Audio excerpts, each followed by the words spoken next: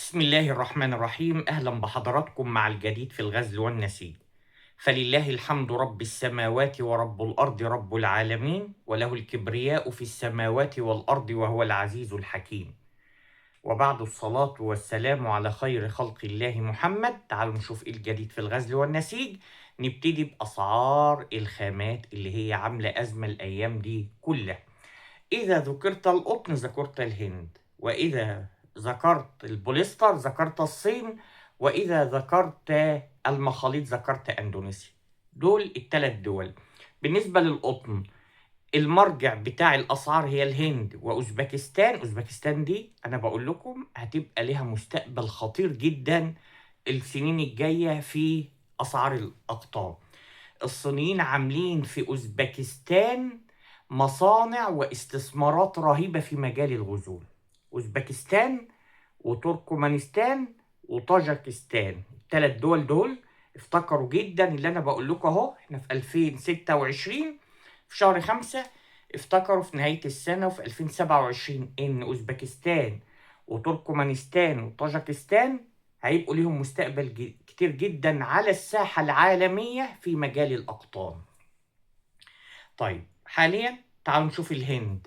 الهند دلوقتي الأسعار فيها مرتفعة جدا.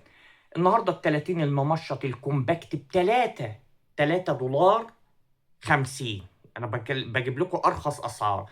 3 دولار ونص دول هيقف عليك ب 230 جنيه، ودي أسعار عالية لأن الطاقة عندهم هناك بقت مرتفعة نتيجة الأحداث اللي احنا بنشوفها في الخليج ومضيق هرمز والجماعة بتوع إيران وأمريكا، لأن الهند بتستورد كميات كبيرة جدا من البترول، فالأسعار حاليا مرتفعة. لكن في حاجة، الأسعار مرتفعة لكن مفيش سحب، في ركود، بينتجوا كميات كبيرة دلوقتي.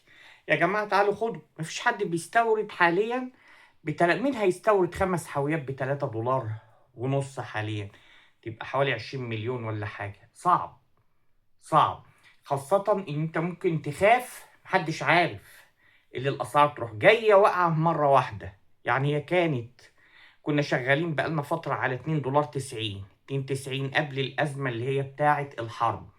بعد كده ارتفعت ل 2.95، بعد كده 3 دولار، بعد كده 3.5، بعد كده 3.10، بعد كده وصلت النهاردة 3 دولار ونص للكيلو في الهند. فهل الأسعار هترتفع؟ الله أعلم. هل هتنزل؟ الله أعلم. بس أنا اللي شايفه اللي هم في ركود، مفيش سحب، مفيش طلب. يعني بيبيعوا دلوقتي للسوق المحلي عندهم، حاجة كويسة. يعني الهند بتبيع الغزول في السوق المحلي. فده بالنسبة للأقطان. بالنسبة للبوليستر زيها، أسعار البوليستر بردك مرتفعة نتيجة بردك البترول بدأ يرتفع، عدى 114 برميل بتاع البترول، 114 دولار برميل، حوالي 159 لتر تقريبا. المخاليط برضك مرتفع. يبقى الملخص إن أسعار الخامات مرتفعة. طب السؤال نعمل إيه؟ ركز جدا. ما يعني اعتبر السوق حاليا شاشة سينما بالظبط. اتفرج، جات لك طلبية كويسة بس جود، اعمل حاجات خاصة، اشتغل، ما تشتغلش على الحاجات التقليدية. سافر، افتح سوق بره. لو طلبية تصدير لأوروبا أو لدول الخليج حاجة كويسة، والله لو حاوية هتربح منها. لو حاوية ممكن تربحك الخسارة اللي هي حدثت في الفترات اللي فاتت. لكن السوق المحلي عندنا لا، السوق المحلي تعبان، لأن شغالين احنا عمالين ننافس، واللي بيحرق واللي بيبيع يعني حاجات غريبة أوي بتحصل. بيبيعوا كميات كبيرة جدا شيكات على 6 شهور و5 شهور، ويجي يحصل الشيك مفيش رصيد وإيه، والإمضة لو بصيتها على ظهر الشيك تلاقي 5 6 ماضيين. بس المصنع يعمل إيه؟ المصنع عايز يحرك، لأن في الحركة بركة. فلو في أي طلبية تصدير بره مصر دي حاجة ممتازة. افتح سوق، شوف عينات، شوف الدول بتاعت الهند بتصدر لأوروبا إيه ونقدر نعمل زيه. لا، عندك ثقة وهتعمل. عندنا نقدر نعمل، احنا قريبين.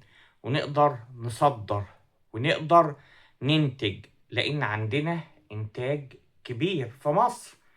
الحاجة الأخيرة اللي أنا بوضحها، الاستثمار في مصر. الصينيين بدأوا يعملوا حاليا مصانع رهيبة جدا في الأنطرة شرق والأنطرة غرب. منطقة بورسعيد دي كلها يعني تعتبر هي، بسميها مدينة الغزل والنسيج، خاصة الصين. ودي حاجة كويسة إن الصين بتحرك، بتعمل استثمارات، ومعظم شغلها هيبقى تصدير خارج مصر، والباقي هيبقى في السوق المحلي.